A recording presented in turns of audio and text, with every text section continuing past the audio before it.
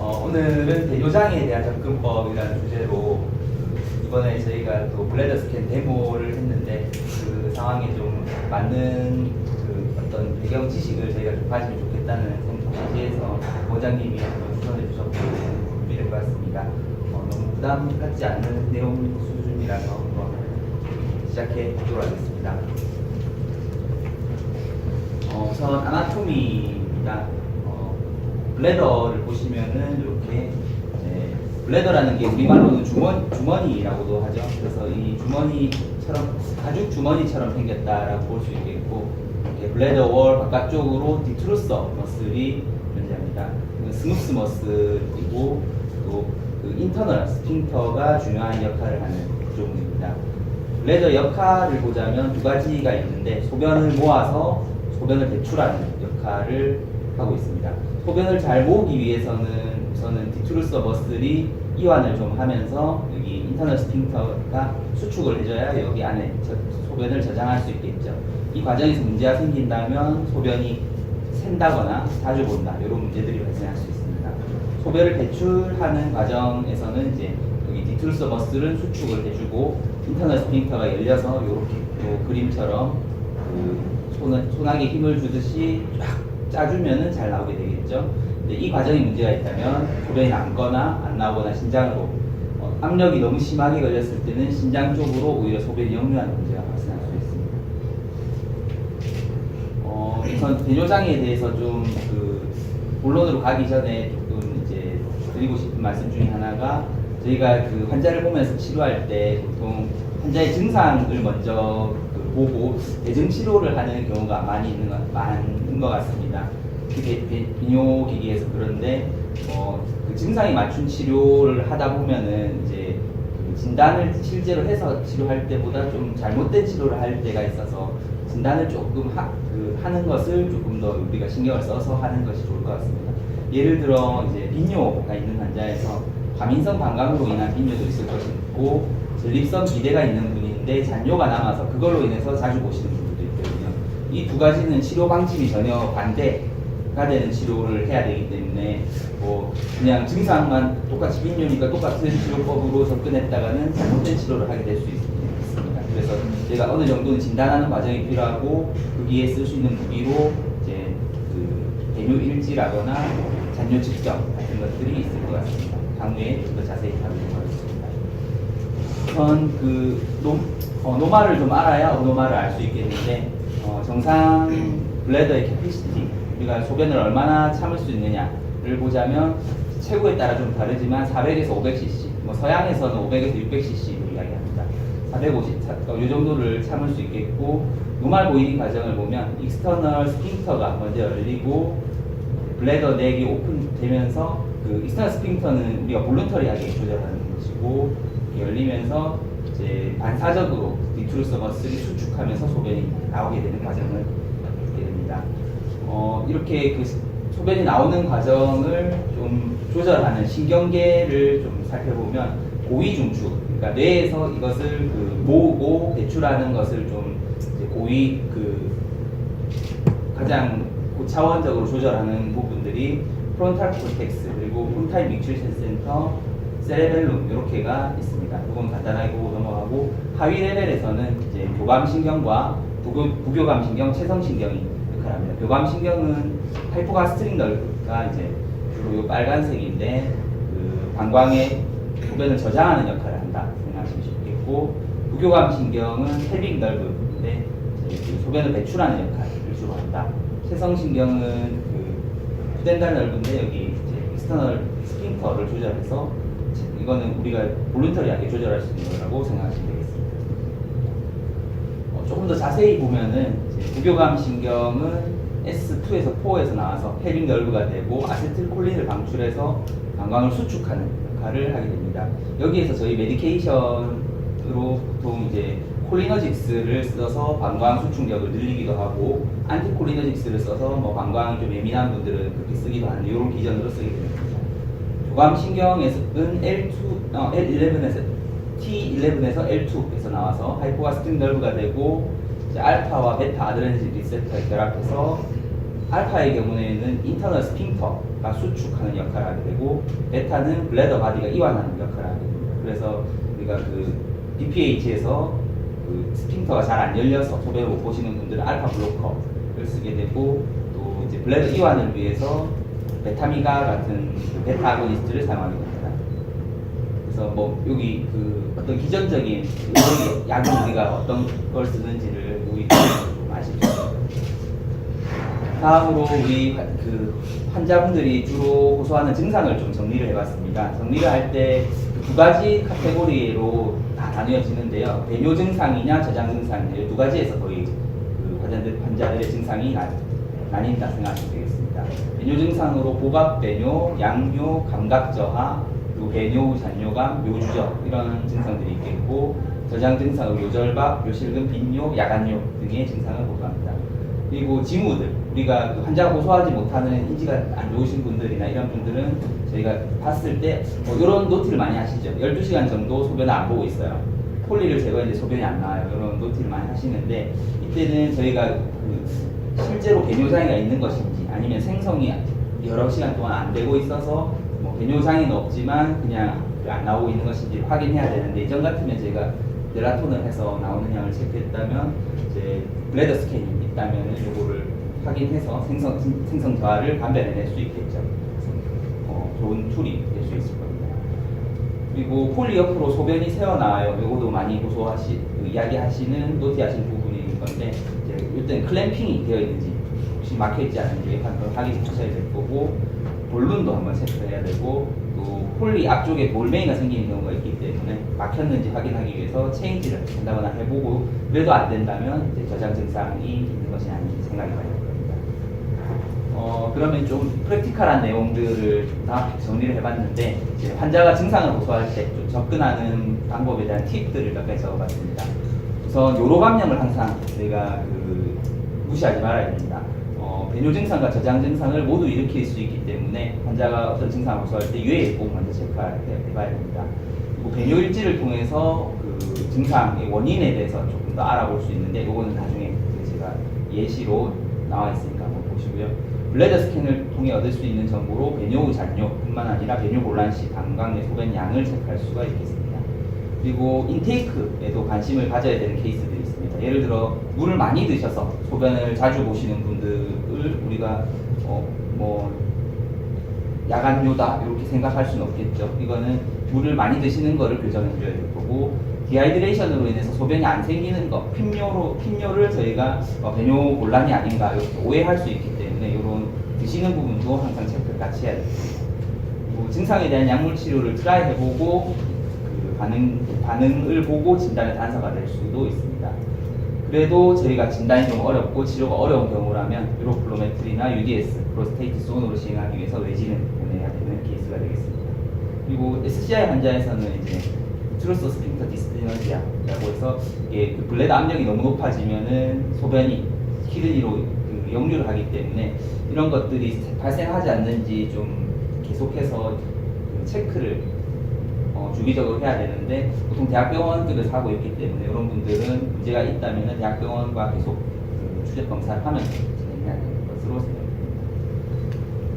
그리고 환자를 한 개 나눠봤는데, 저희 환자분들 중에 누워 계시는 분들이 있는데, 특히 폴리 하시는 분들은 누워 계시다가 빼는 경우에 누운 상태에서 기저귀 갑자기 보라고 하면 그걸로 인해서 못 보시는 분들이 많이 있습니다.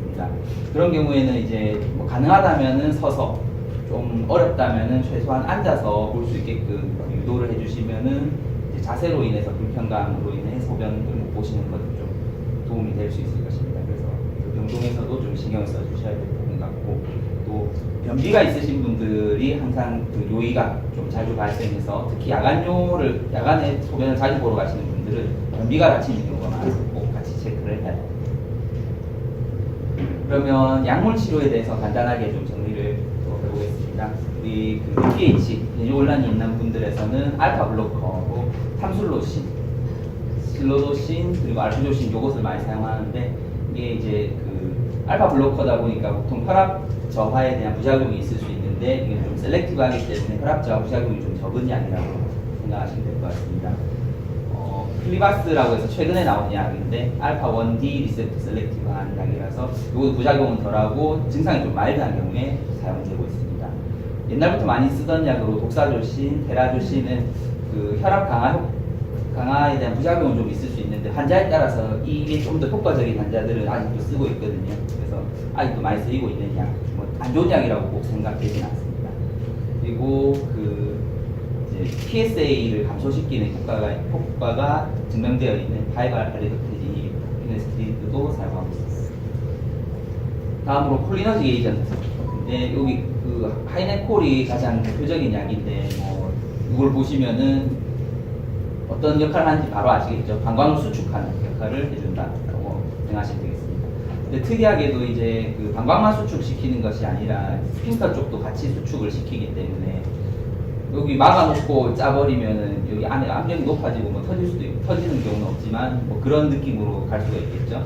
그래서 그 스핑터를 좀 이완시키기 위해서 고용량을 사용할 때는 디아제팜과 같이 사용하는 것이 좋습니다. 다음으로 과민성 방광에 사용하는 안티콜리너직스입니다. 예전부터 많이 쓰던 약이 디트로판, 옥시부티닌인데 예전 광고가 있죠. 진짜 오래전부터 쓰던 약이고 그러다 보니까 좀 부작용이 많은 편인 것 같습니다. 드라이 마우스도 상당히 많이 발생하고 10% 이상에서 발생한다고 하고요. 콘스티페이션도 많이 발생하는 좀 오래된 약인데 효과는 좋습니다.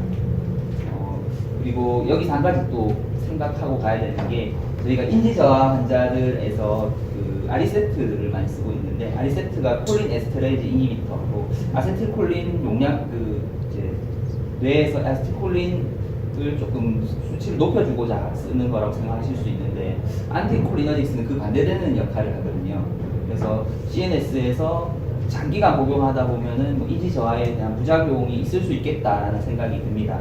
그래서 최대한 그 BBB를 많이 통과하지 않아서 그 CNS 사이드 이펙트가 없는 적은 약을 쓰는 게 좋을 것 같은데 그런 부분을 뒤에서 조금 정리를 해보겠습니다. 뭐 톨테로딘이라는 약도 아까 옥시부티닌보다는 부작용이 좀 덜하다고 되어 있고 이건 CNS 이펙트가 좀 있습니다. 빨간색으로 나타나는 페스테로딘, 포비에즈는 그 BBB를 잘 통과를 안 하는 약이라서 CNS 사이드 이펙트가 좀 적고 그 대신에 이제 그 안티콜리너직스로 우리가 얻고자 하는 그 방광의 민감도를 떨어뜨리는 정도는 베시케어보다는 좀 떨어진다고 합니다. 우리 많이 보는 약이죠. 베시케어 정말 많이 쓰고 있는 약이고 우리나라에서 가장 많이 팔리는 약일 겁니다. 이 약은 효과는 가장 좋다고 배뇨 횟수 감소 효과가 가장 크다라고 되어 있지만 CNS 사이드 이펙트도 같이 크기 때문에 장단이 있기 때문에 저희가 그 인지 저하가 있는 환자들에서는 조금 이제 장단을 잘 고려해서 사용해야 되는 약인 것 같습니다. BUP4도 CNS 사이드 이펙트가 조금 있는 편이고 이 약이 좀 좋은 약인데 트로스피움이라고 해서 이거는 BBB를 전혀 통과하지 않는다고 합니다. 그래서 CNS 사이드 이펙트가 거의 없고 효과는 베시케보다 조금 떨어지는 수준이라고 하는 비싼 약인 것 같습니다. 그리고 또 주의해야 될 게 안티콜리너직스 쓰시는 분들은 녹내장이 있는지 한번 확인 꼭 하고 써야 됩니다. 등기 사항에 따라. 다음으로 베타3 아고니스트 미라베그론인데 이 약도 역시 CNS 부작용이 없다는 단점이 있습니다. 그리고 용량을 증량해도 효과가 비슷하다는 단점이 있고 비싸죠. 810원. 그에 비해서 베시케어에 비해서는 효과가 좀 약한 걸로 되어 있습니다. 그러면 이제 케이스별로 조금 접근을 해보도록 하겠습니다. 그 빈뇨와 야간뇨를 호소하시는 환자입니다. 야간에 소변을 보느라 자주 깨요, 화장실에 너무 자주 가요. 이런 호소를 하시는 분이라고 했을 때 먼저 아까 말씀드렸듯이 UA를 체크해서 UTI가 아닌지 확인해야 되겠습니다. UTI가 아니라면 이제 이런 질환들을 감별을 해야 되는데 감별을 어떻게 하느냐? 배뇨일지 작성과 함께 잔뇨 측정을 하면 어느 정도 저희가 윤곽을 잡을 수가 있습니다. 자, 왼쪽의 배뇨일지를 보시면은 이제 소변량이 좀 적게 야간에 세 번이나 깨서 보셨죠? 보통 그 우리가 야간뇨라고 하면은 야간에 2번 이상 깨서 화장실을 가시는 거 야간뇨라고 할 수 있는데 3번 가셨기 때문에 야간뇨에 해당하고 잔뇨는 없습니다. 근데 이분이 그 낮에는 정상 소변량을 보고 있습니다. 이런 케이스는 이제 수면 장애가 있으면서 그냥 뒤척뒤척 하시다가 할 일이 없으니까 화장실 잠시 나갔다 오시고 이런 케이스에 좀 더 가까운 케이스라고 생각이 됩니다. 그래서 수면 쪽으로 조절을 좀 해드려야 될 케이스 같고, 오른쪽을 보시면 내나 비슷한 양상인데 낮에도 소량씩 자주 보시죠. 이런 분들은 오버액티브 블래더라고 생각해 볼 수 있습니다. 그리고 그 왼쪽 케이스를 보시면 야간에 소변을 3번이나 봤는데 소변량이 상당히 많습니다. 이런 분들은 그 물을 많이 먹어서 그런 걸 수도 있고, 피지올로직하게 그 녹터널 폴리유리아가 있는 분들이 있습니다. 두 가지는 치료 방식이 좀 다르기 때문에 확인을 하기 위해서는 인테이크가 뭐 주무시기 전에 수분 섭취가 너무 많은지 이런 것들을 먼저 확인을 해야 되겠고, 이제 상황에 따라서 미니린이나 이런 약들을, 트라빌 같은 약들을 써볼 수 있겠습니다. 다음으로 오른쪽 보시면은 이제 소변량이 역시 작게 조금씩 소량씩 자주 보시는데 잔뇨가 많이 남습니다. 이거는 우리가 블래더가 이렇게 있을 때 그 소변을 조금밖에 못 보고 남으니까 다시 조금만 차도 소변이 꽉 찬 것처럼 느껴져서 바로 화장실 가고 싶겠죠. 그래서 자주 보시는 케이스입니다. 그래서 이렇게 잔뇨가 나오면서 자주 보시는 분들 잔뇨를 없애주는 쪽으로 저희가 치료 방식을 정해서 치료를 해드립니다. 그래서 이 배뇨 일지와 잔뇨만으로도 상당히 그 감별을 저희가 진단을 낼 수 있는 원툴이 되는 케이스입니다. 다음으로 배뇨 후 잔뇨감을 호소하시는 환자입니다. 소변 줄기가 약하고 배뇨 후 남는 느낌이에요. 이런 호소를 하시는데 역시 이 케이스에서도 유해를 먼저 확인하고 감별해야 될 질환으로 BPH, 디트루스 언더액티비티, 디트루스 스핑터 디스시너지아 이런 질환들이 있습니다. 요거는 사실은 확진을 위해서는 이제 PSA나 프로스테이트 소노, UDS 등의 좀 그 전환적인 검사를 해야 되지만 저희가 임상적으로 어느 정도 판단을 내리는 데는 포스트 보이딩 RU 측정으로 잔뇨가 남는지 진짜, 그리고 요 속에 대한 병력 청취를 통해서 어느 정도 윤곽을 잡아볼 수도 있습니다.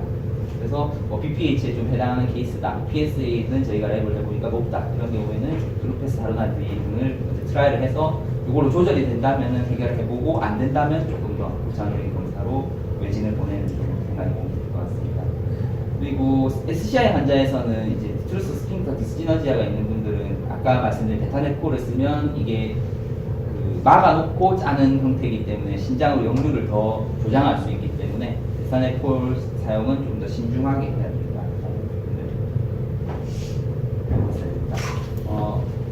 마지막으로 요실금 케이스인데 소변이 새고 화장실 갈 때 잘 못 참겠어요. 이렇게 호소하고 있습니다. 역시 UA를 한번 확인해야 되겠고, 감별해야 될 질환으로 오버액티브 블래더, 복압성 요실금, 범람성 요실금 세 가지를 감별해야 되죠.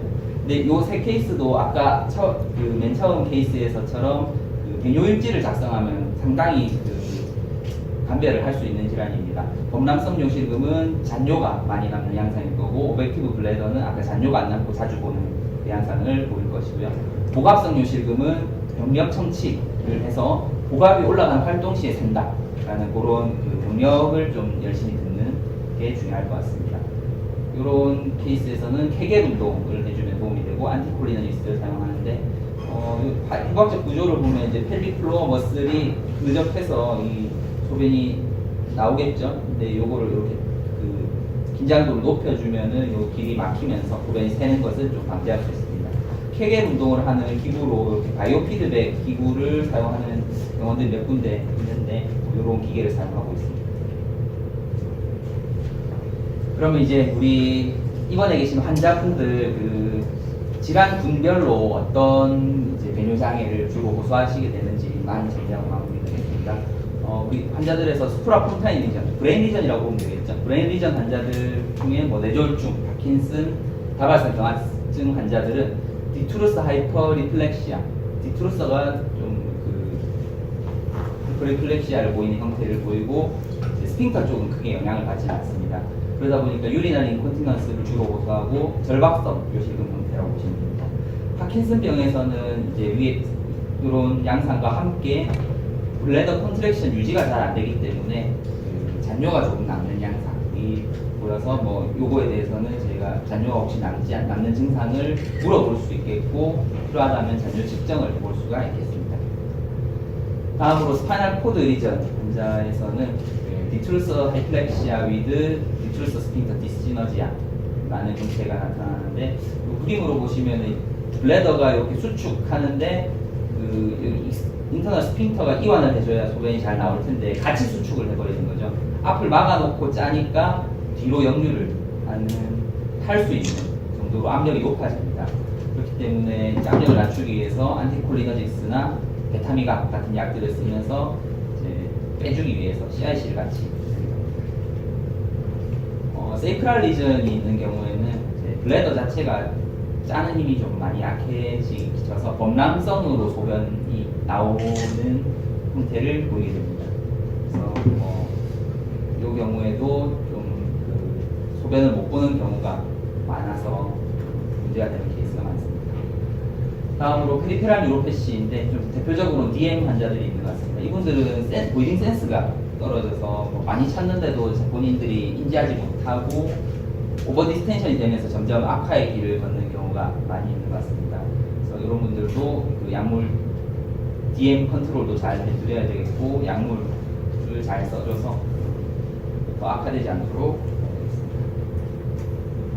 이게 강조하고 싶은 슬라이드라서 마지막에 넣어봤는데요. 그 증상에만 너무 저희가 치료를 하기보다는 이제 이렇게 원인을 좀 더 파악하기 위한 툴들이 대뇨 일지뿐만 아니라 우리가 데모로 하고 있는 그런 블레더 스캔 같은 것들이 저희가 가지고 있을 수 있다. 지금 쓰고 있으니까 이 원인까지 좀 더 파악해서 치료하려는 노력이 중요할 것 같습니다. 예, 이상 마치겠습니다.